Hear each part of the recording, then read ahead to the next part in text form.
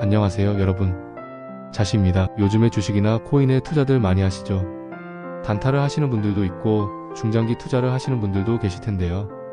어디에다 어떻게 투자를 하시던지 투자에 성공하기 위해서는 시장 흐름을 이해하는데 핵심적으로 필요한 세 가지 지표를 반드시 아셔야 합니다. 특히 매수 시점과 매도 시점에 민감한 단기 투자의 경우는 더욱 그렇습니다. 오늘 영상에서는 투자할 때 반드시 기억해야 할 세 가지 핵심 지표에 대해 깊이 있고 아주 쉽게 설명드리겠습니다. 바로 RSI, MACD 그리고 스토캐스틱 오실레이터입니다.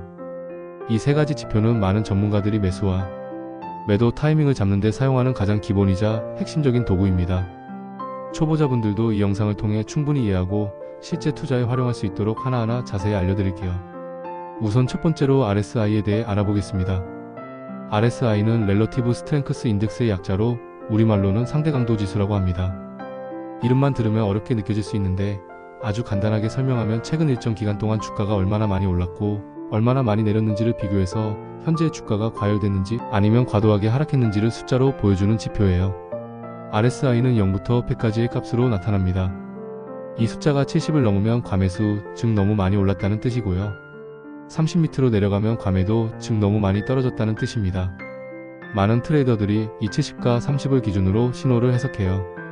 예를 들어 RSI가 75라고 하면 최근에 주가가 과하게 오른 상태라는 의미고 이럴 때는 매도를 고려해 볼 수 있다는 신호입니다. 반대로 RSI가 25라면 주가가 과도하게 떨어져서 이제 다시 오를 준비가 되어 있다는 신호로 볼 수 있어요. 그런데 여기서 중요한 건 RSI가 70을 넘었다고 해서 무조건 떨어지는 건 아니라는 점이에요. 어떤 종목은 강한 상승세를 타고 있을 때 RSI가 80, 85까지 올라가는 경우도 있어요. 그래서 RSI 하나만 가지고 판단하기보다는 다른 지표들과 함께 보는 게 좋아요. 또 RSI가 30m로 내려갔다고 무조건 반등하는 것도 아니에요. RSI는 참고 지표일 뿐이지 절대적인 기준은 아닙니다. 이제 RSI가 실제로 어떻게 계산되는지도 간단히 설명드릴게요. RSI는 보통 14일 동안의 상승폭과 하락폭을 가지고 계산합니다. 14일 중 주가가 오른 날들의 평균 상승폭과 내린 날들의 평균 하락폭을 비교해서 그 비율을 수식으로 정리한 게 RSI예요. 계산식은 100-100일 RS 이런 식인데요. 여기서 RS는 평균 상승폭을 평균 하락폭으로 나눈 값입니다. 어렵게 들릴 수 있지만 그냥 주가가 오를 때 힘과 내릴 때 힘을 비교해서 현재 상황이 어느 쪽으로 기울어져 있는지를 나타내주는 거라고 생각하시면 돼요. 이제 두 번째 지표인 MACD에 대해 알아보겠습니다. MACD는 무빙 에버리지 컨버전스 다이버전스의 약자입니다.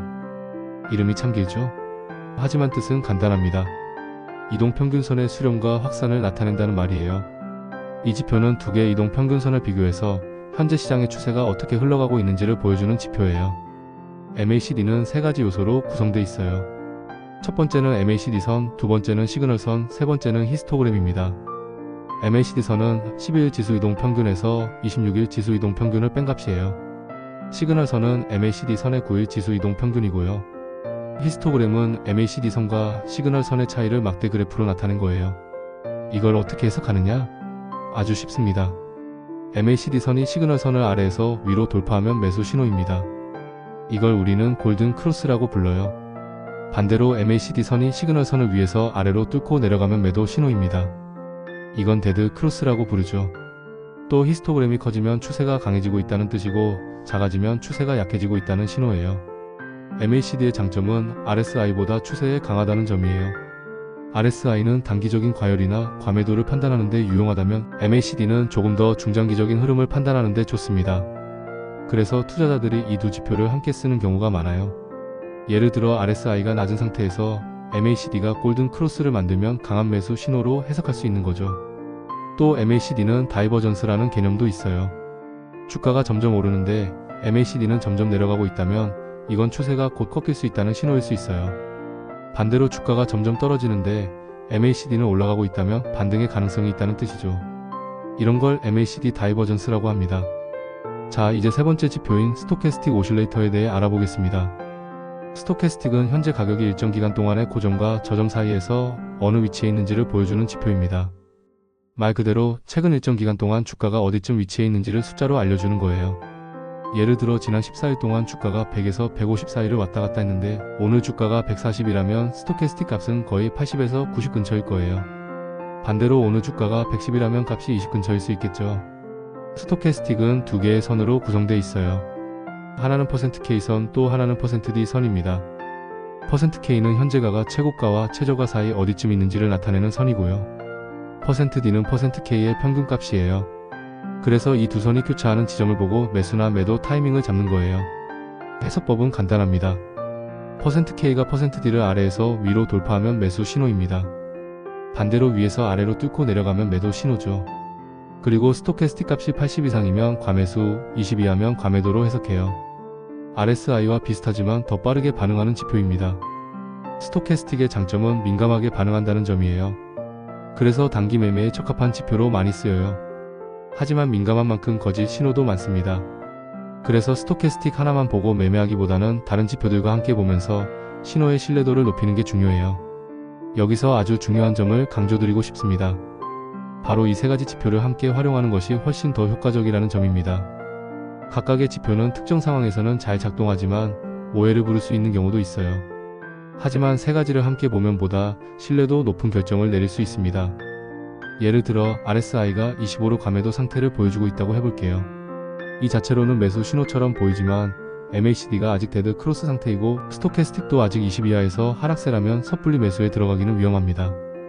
반대로 RSI가 30 근처에서 바닥을 다지고 있고 MACD가 골든 크로스를 형성하고 있으며 스토캐스틱도 %K가 %D를 아래에서 위로 돌파하는 상황이라면 세 가지 지표가 모두 매수 쪽으로 신호를 보내는 강력한 지점입니다. 이런 조합을 시전에서 활용하는 방법을 예로 들어볼게요. 가령 어떤 종목이 최근 크게 하락했고 RSI가 28로 과매도 구간에 진입했습니다. MACD는 아직 시그널 선 아래에 있지만 점점 가까워지고 있고 히스토그램도 마이너스 폭이 줄어들고 있어요. 이 상태에서 스토캐스틱이 바닥에서 골든 크로스를 만들었다면 조만간 MACD도 돌파할 가능성이 높다는 신호로 해석할 수 있어요. 실제로 이런 조건이 겹칠 경우 반등 확률이 상당히 높아지는 경향이 있습니다. 이처럼 RSI, MACD, 스토캐스틱은 각기 다른 방식으로 시장을 해석해줍니다. 그래서 서로의 단점을 보완해줄 수 있어요. RSI는 시장의 과열이나 과매도를 빠르게 포착하고 MACD는 추세의 변화를 알려주며 스토캐스틱은 단기적인 타이밍을 잡는 데 강합니다. 이 세 가지를 함께 보면 시장을 보다 입체적으로 볼 수 있는 눈이 생깁니다. 기술적 분석은 마치 자동차의 계기판과 같아요. 속도계, 연료계, 엔진 경고등처럼 RSI, MACD, 스토캐스틱은 우리가 주식 코인 시장이라는 차를 운전할 때 참고해야 할 계기판이라고 할 수 있습니다. 물론 이 세 가지 지표가 절대적인 것은 아닙니다. 하지만 이 지표들을 제대로 이해하고 자신만의 기준으로 활용할 수 있다면 훨씬 더 현명한 판단을 내릴 수 있게 될 거예요. 지금까지 RSI, MACD, 스토캐스틱 오실레이터에 대해 자세하게 알아봤습니다. 이 영상을 반복해서 보시면서 각 지표의 의미와 해석 방법을 완전히 익히시길 추천드리고요. 실전 차트에 적용해보면서 자신만의 해석력을 키워보세요. 다음 영상에서는 이 세 가지 지표를 실제 사례에 적용하는 법에 대해 다뤄볼 예정이니 구독과 알림 설정 잊지 마시고요. 오늘도 현명한 투자 되시길 바랍니다. 감사합니다.